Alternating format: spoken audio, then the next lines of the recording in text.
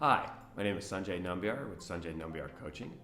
And in this brief video, we're talking about creativity, which is one of the 6 areas of wellness in which I work with my clients. Now, creativity is really interesting. So I work with a lot of middle-aged men who are kind of going through some midlife crises types of situations, right? And a lot of them are very successful. They're surgeons and physicians or attorneys, investment bankers, finance guys, marketing professionals, real estate professionals. And a lot of them don't see themselves necessarily as quote unquote creative, which to me is a tragedy. It's a disservice. There's a lot of mythology around creatives, and a lot of people think that creative people have to be artists or actors, musicians, or dancers or sculptors, or that creativity only happens for people who are right-brained or people who find inspiration in some kind of epiphany in some kind of dramatic moment. All of that's kind of baloney, right? Everyone can be creative. Even the most traditional route, the most traditional career, the most traditional corporate kind of executive can be very creative in so many aspects of his or her life. Right? So today's video, we're talking a little bit, kind of debunking those myths around creativity, but also looking at 5 specific ways to be creative. Right? So the first way, and out of these 5, is realizing that creativity isn't about expectations. So number 1, have fun with creativity. Don't put pressure on yourself. It's not something that should be quantified or specifically measured. It's not something that you expect to do or anticipate to do.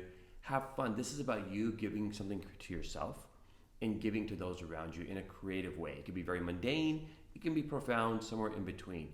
But alleviating that pressure, not putting pressure on yourself to be creative. That's number 1, right? So the second tip is jotting down ideas. And this is really important because organization can actually help being creative. That's another myth around creative that's very abstract and kind of free-flowing. Actually, creativity can be very structured. So the idea with jotting down ideas is when something comes to you, write it down in a paper journal or on your notes app on your phone or on your computer, wherever you prefer to take down your notes or journal. And essentially write down all these ideas. And it could be something like if you run a company, okay, here's an idea for an offsite or an idea of something I want to do with my clients. If you're at home, here's something I want to do with my partner or a kind of a date night idea. The beauty of jotting everything down is eventually you have this repository, this library of great ideas. Some of them may work, some of them may not, but you can always revisit it. Because so often we come up with great ideas, but we don't remember them. Number 3 is changing your environment. It can really help you be creative. Sometimes we're stuck in a cubicle or in an office or if you work from home, and it's hard to get out of that rut in a sense. Changing your physical environment can have huge benefits. So I have clients who work from home and they go out into their lawn with a chair and a cup of tea or a cup of coffee or a glass of wine, and they work on their project for 15 to 20 minutes. And it's amazing how that can unlock creativity. If you work in an office building, go to a different conference room, go to a different office, maybe go outside in the patio. Whatever it might be, changing those 4 walls, changing that ceiling, changing that environment, getting some sun, getting some moonlight can really espouse and encourage creativity. So that's number 3. Number 4 is doing something creative every single day. And again, it could be mundane. Maybe it's the route you drive to work. Take a different route. You'll see different buildings and different homes. If you like to cook, cook something different, new spices. Or if you don't cook, try a new recipe. Cook something original that you've never done before. And the people in your family may really get a kick out of it. If you dress a certain way, try something different the way you dress. Research a joke and tell your friends or your family the joke that you researched. It could be something silly or trivial, or it can be something more profound. Again, it doesn't matter what the context is, but it's important to do something creative every single day. And the 5th tip for today is reframing. So psychological reframing can be creative and very, very effective. For example, suppose you made a mistake at work or something has happened that's really difficult. We often beat ourselves up, especially as middle-aged men. We have so many expectations and we're very self-critical. One way to be creative and kind of think about things differently is just to reframe it. So when something really tough happens, is looking at this and saying, okay, this is really challenging, but maybe this is a life lesson. Maybe this is something that is going to teach me that something I've not learned before and put me on a different path, or really help me become stronger. Just that little bit of reframing helps you think about things in a different way, right? And that can open doors to creativity.